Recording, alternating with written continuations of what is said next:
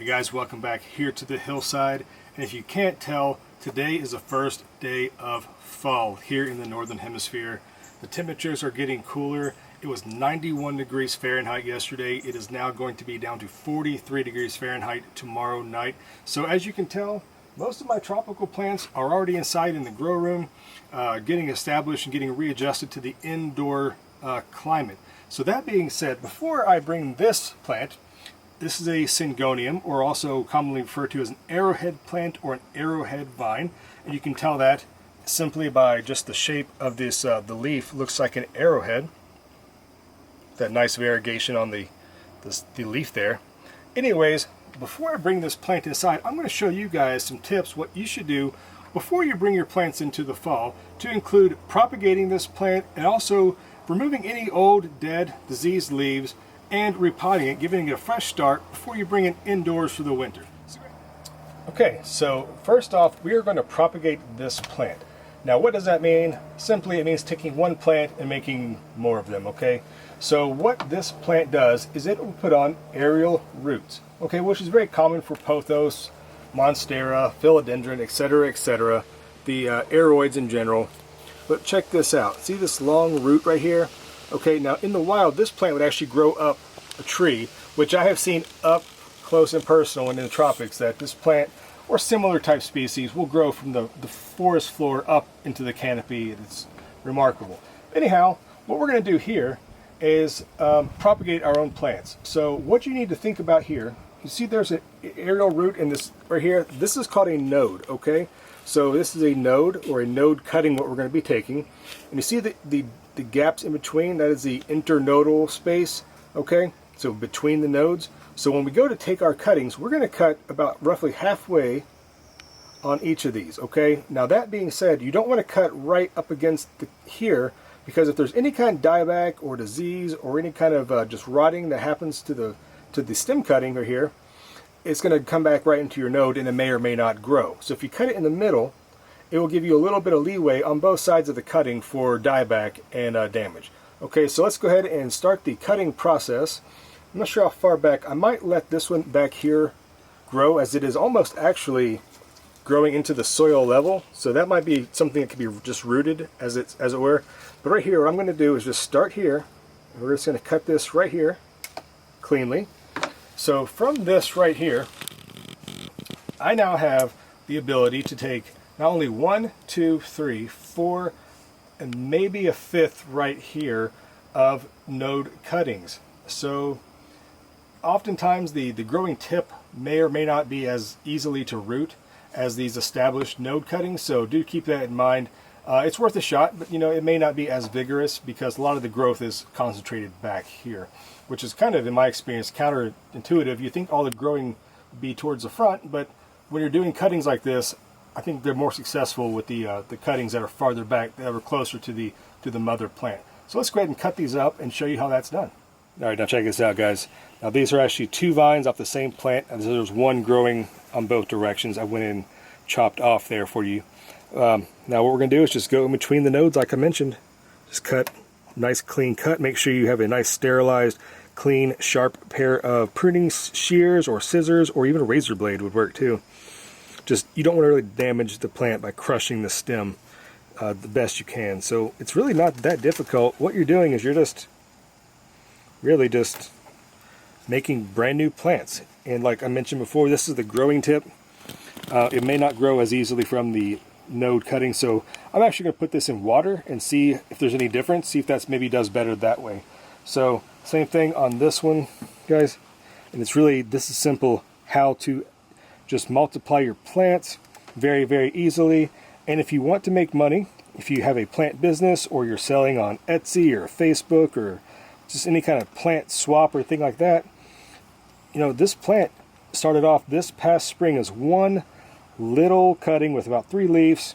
It grew all summer long. It did great back here in the shaded plant area back here, the tropical nursery.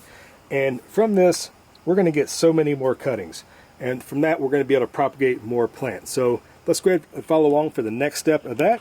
So what we're going to do here is I have some mixed some coconut coir, some sphagnum moss, some potting medium, some perlite, some nice loose, well-draining soil. And really, guys, you think I'm gonna mess with you, right? How easy it is, but this might be a little bit too much there. Now all you're gonna do, this is the root, okay? Open your hole there, very gently put it in, okay? And it's not really that difficult, guys, and you just want to kind of bury it up. It's okay if a little bit of stem shows through. And there's a cutting. Okay, you've planted the cutting there, and leave it. And over time, it's just going to grow and grow, and you're going to start seeing new growth. That might take a month. It might take 2 months, depending on the conditions indoors inside your house. So I'm going to go ahead and pot the rest of these up, and then I'm going to show you how I'm going to transplant the mother plant and get that prepared for some fall as well.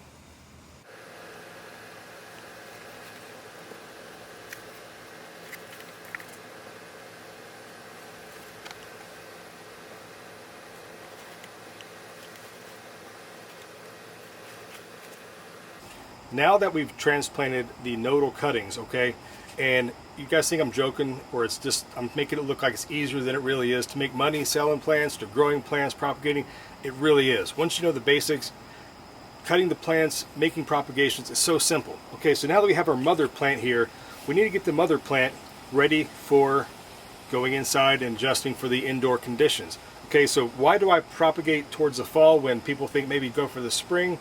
Well, indoors, it's going to be warm. It's going to be humid in the plant room. It's got grow lights. It's got all the proper conditions. It's going to grow just fine, okay? It's not like you're leaving it outside in a cold, dark, wet area where, you know, naturally light is going to be diminished and you're just not going to get a lot of active growth, okay? So I'm getting the plant prepared by, I'm removing the 2 vines that all the growth cuttings we took off, right? So the plant has less stress on it. It's not trying to, to support long growing cuttings and everything. That being said, this was actually started, like I mentioned, as a really, really small cutting this past spring in an actual, this is just an old food container, and it is well past the time for repotting. These actually roots don't look super great, quite honestly, how dark they are and how just these roots are just wrapping around the bottom of the container. So that is what you want to avoid, and that's my own fault, but I knew this time was coming, and I just wanted to just kind of put it off as long as I could. So what I would do, and this soil is just very, very wet because there was poor drainage in the container. So I would like to do right here, just very, very, very gently just work these roots, and don't start ripping. If it's not giving, don't just pull on it. Is it going to hurt the plant? Probably not. Is it going to kill it? Probably not. But I prefer to be as gentle as I can on these plants and give them the least amount of transplanting shock. Now see how dark these roots are? I might actually cut some of these back to encourage some new root growth, but we'll see how the rest of the plant looks. I mean, the plant itself is very healthy, and you can tell how well the roots were. You can tell just how healthy the plant is or was by just the amount of growth it had put off on all the side shoots there that we went ahead and propagated. So really, really nice root mass on the plant. I mean, it's very nice, but like I said, it was just time to be repotted, and it is pretty well worked out here. There's no real knots or roots that are circling around the bottom right there. So what I'm going to do at this time is kind of snip off some of these really, really dark roots to just make way for some of the nice healthier white roots like this. And the plant, you guys, don't worry about it. It's not going to kill it. Those roots are probably not really doing much for the plant anyways, as they were just basically waterlogged. And this one here is really, really dark as well, so let me get that out of here, along with some of these there. And that's why you also need to have very sharp, clean tools, because it can provide a lot of functions, you know, propagating, trimming roots. And what I'm doing also at this time, guys, as we're going indoors, is looking for any kind of insects. Maybe there's worms or pill bugs or any kind of little creepy crawling here. You don't want to go inside, because inside it can just wreak havoc on your plants with optimum growing conditions, optimum everything, but no predators. So great for the little bugs, but bad for your plants. And you can look right here. Check this out. This root, it comes through here. This actually has its own root growing down here from the mother plant. Now if you wanted to, you could probably cut this off and root this and see if it would grow. Might be time for a good experiment, but right now I think I have enough with about 10 cuttings so far, so we're good. Now what else should I do? See this leaf here? Yellow, sunburned, kind of old and shabby. I'm just going to cut that off too, as you don't want the plant to carry any damaged, diseased, weak, yellowish growth into the house. You're giving it a fresh start, and by pruning it, you're actually encouraging it to grow and be healthier. So it's a little counterintuitive.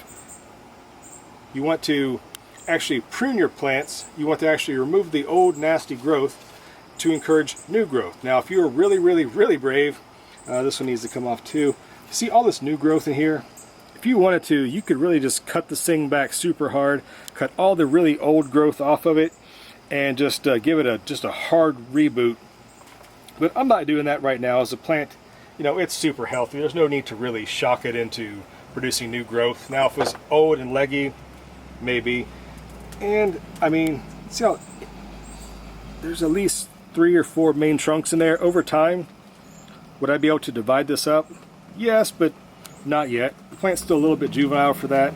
I might let it go maybe till next growing season, and then I might show you guys how to propagate this plant via, you know, divisions as opposed to propagating via the rooted node cuttings. So let's go ahead and get this into a new pot and get it ready to bring it inside. All right, so let's talk about pots. Okay, now this pot here, a nice ceramic pot, has no drainage holes, which is a problem if you overwater. You don't want your plants, as you've seen, sitting in standing water. It can lead to root rot and ultimately killing your plants. So what I like to do is I get this pot, and you can fill some gravel, fish tank gravel, or just, you know, rocks if you need to. I use perlite because I have it readily available, and it does absorb water and provide a little bit of, if there's too much water, a place for it to drain. And I'll take this new, nursery pot and put it just on top, so that if it does overwater, it does drain down. But at the same time, I know a lot of people don't want to see the second pot in the container for aesthetic purposes. I actually prefer it because it's easier to pull it out as opposed to trying to fish around and pull it up like you get from the, you know, when you buy a plant from the nursery or whatever. But so if there's too much water, I'm able to just pull this out. I can either sit the plant off to let it dry, to, you know, drip and drain, or if I need to, just I can dump it out this way without, you know, making it too much of an inconvenience. So that's just a little tip what I do to prevent overwatering and leading to problems with your houseplants indoors. All right, so first things first, it's really not that difficult, guys. Just your nice prepared soil mixture. Like I said, this is some coconut coir, some potting seedling mix, some perlite, a little bit of sphagnum moss. Keep it nice, keep it light, free flowing and free draining. That's what your plants are going to need. And you just kind of get an idea, just kind of fiddle around there. That's about the depth you need to go. So what I like to do at this time is kind of just tuck your plant and make sure all the roots are down around where they need to go. And this is not, you're not transplanting a heart. This is not brain surgery. Don't panic. Your time is not of the essence. You're not going to kill the patient if you need to do this, or if you totally messed it up and you need to take the plant completely out and start it again. Not a big deal. Plant's going to be just fine, okay? It's not that critical that you're in such a hurry that you're actually going to do a bad job, or, you know, end up putting the plant under a lot of stress that doesn't need to be under. Now don't do this in a bright, hot, sunny day. Again, why I like transplanting in the fall, I think the transplant shock is going to be a lot less minimal when you do it like this. And there you go. I might add just a little bit more when I go inside. Kind of underestimated how much soil I would need. But there you go. I mean, look, right here, you want to put it up the original crown of the plant, which is here. A lot of times people transplant things way deep, which is just wrong. You're really going to lead to stem rot. So less is more. At this point, I would water it deeply with some rainwater, let it drain through.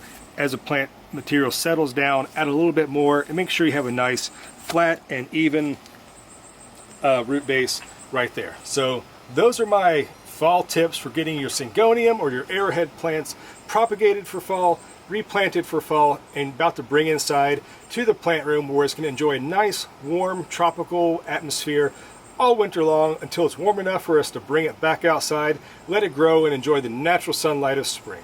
So thanks for joining me today, guys, for this growing tip and this tutorial. Hope to see you back next time here on the hillside. Until then, you guys be good. I'm going to go grow some more plants. All right then, bye-bye.